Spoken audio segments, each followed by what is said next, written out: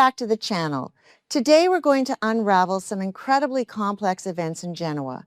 Rumors are circulating around the Newman family, but what's the truth? In this video, I'll summarize the plot points that will be revealed in the next episode. Stay tuned to see what happens. Welcome back to our channel, fellow Y&R addicts.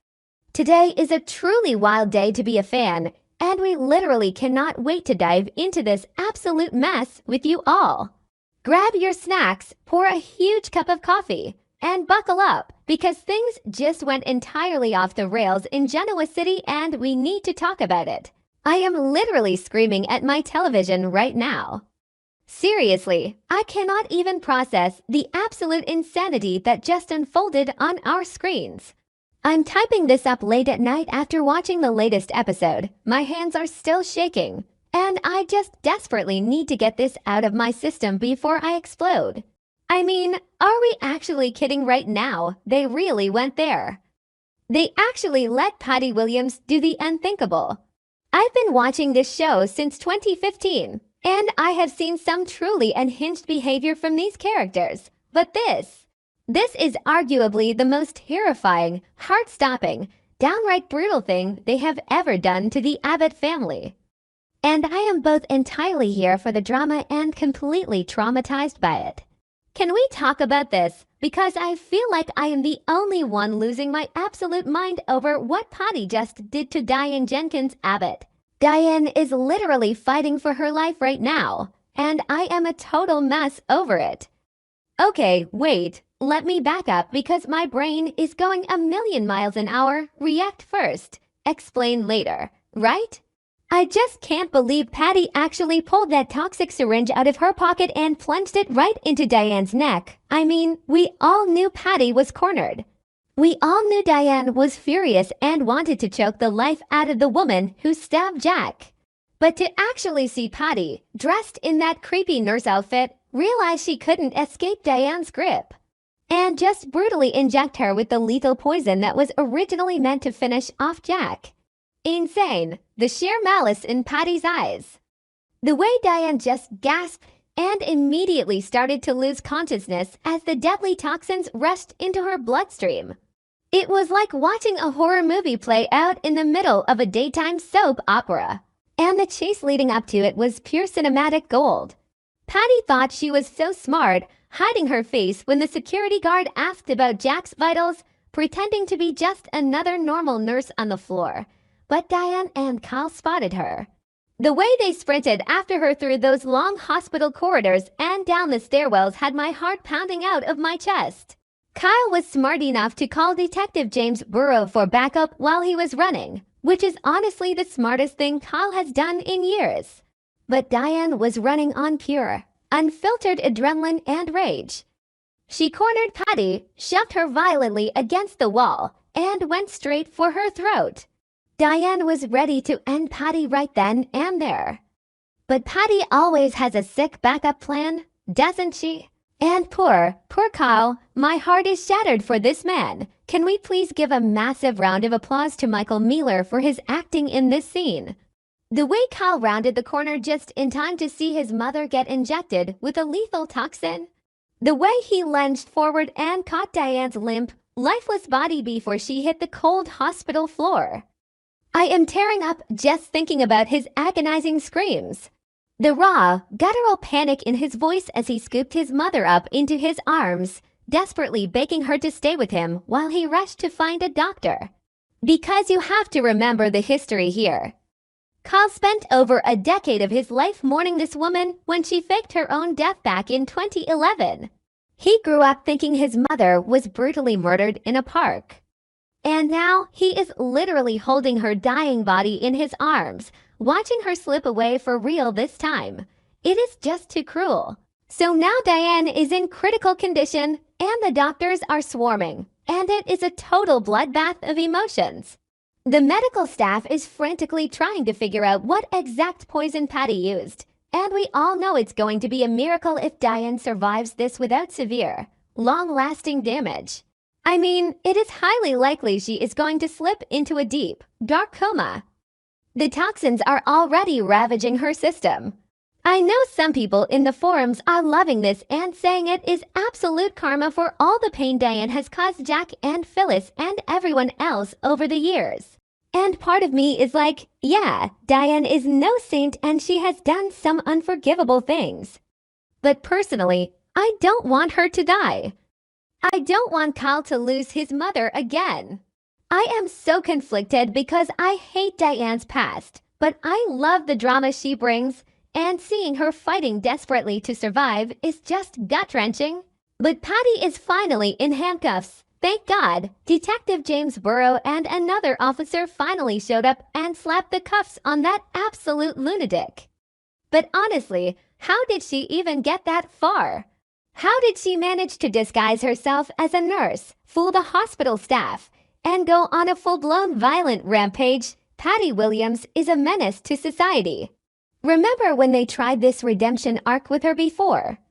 Remember when she kissed Summer with peanut butter lips knowing she had a deadly allergy? Yeah, didn't work then either.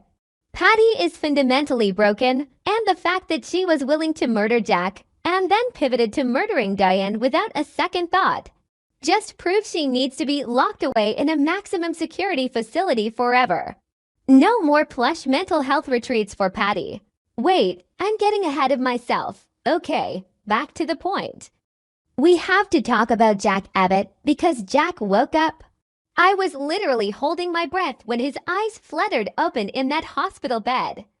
The man was in a deep coma after losing so much blood from Patty's initial stabbing at the mansion.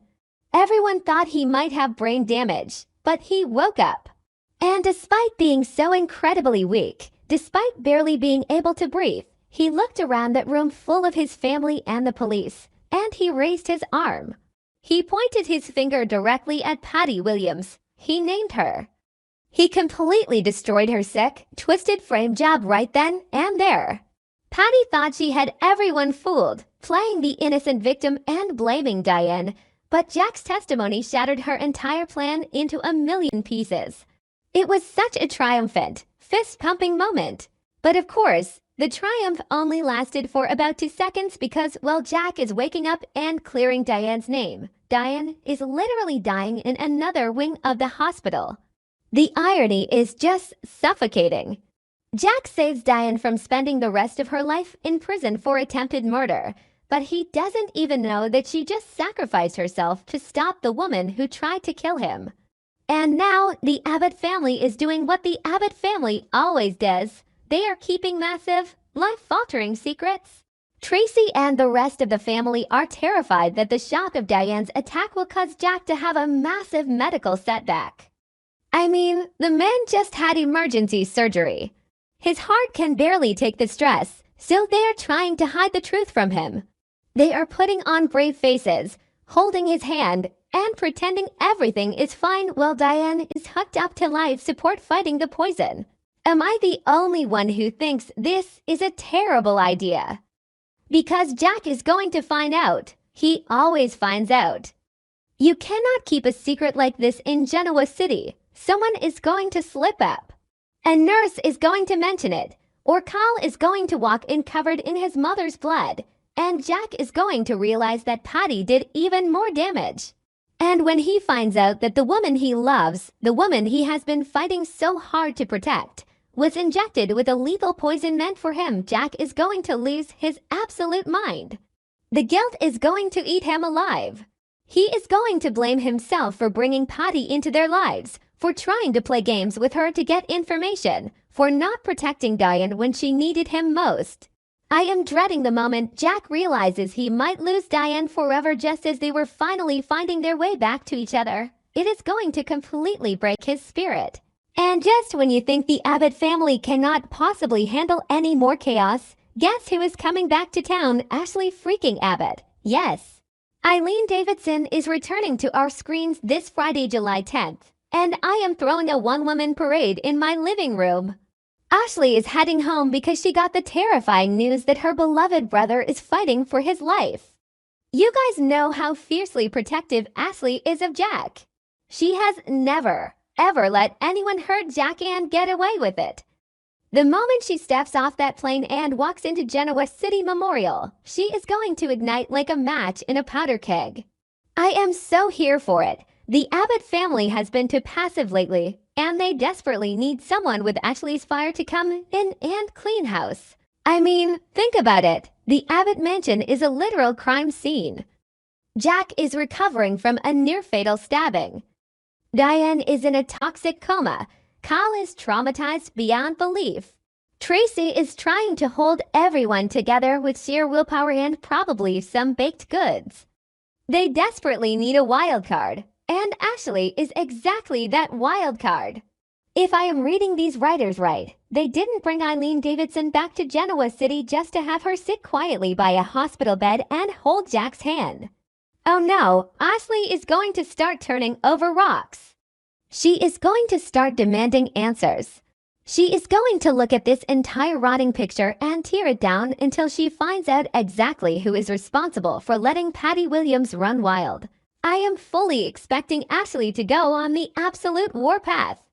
She is going to find out that Victor Newman was the one who funded Patty's return to Genoa City, though you know she will. Victor is the reason Patty was even in a position to stab Jack and poison Diane. When Ashley connects those dots, the war between the Abbotts and the Newmans is going to reach apocalyptic levels. Remember when they tried to have a truce? Yeah, that is completely out the window now. Ashley is going to march over to the Newman ranch and absolutely unleash hell on Victor. And honestly, he deserves it. I love Victor, I really do. But he went way too far this time. His obsession with ruining Jack has now resulted in 2 near-fatal attacks, and Ashley is not going to let him sleep peacefully ever again.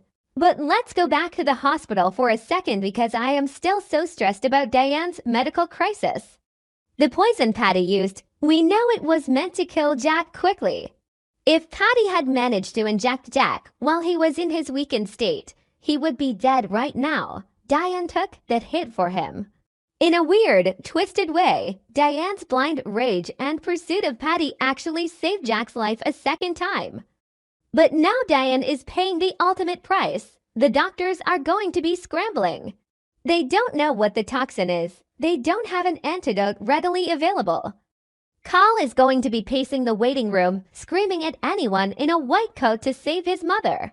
It is going to be an emotional roller coaster, and I am already stocking up on tissues. I am just so overwhelmed by all these storylines colliding at once. You have Jack's miraculous awakening, Patty's desperate and violent escape attempt, Diane's horrific poisoning, Kyle's emotional breakdown, Tracy's misguided secret-keeping, and Ashley's impending explosive return.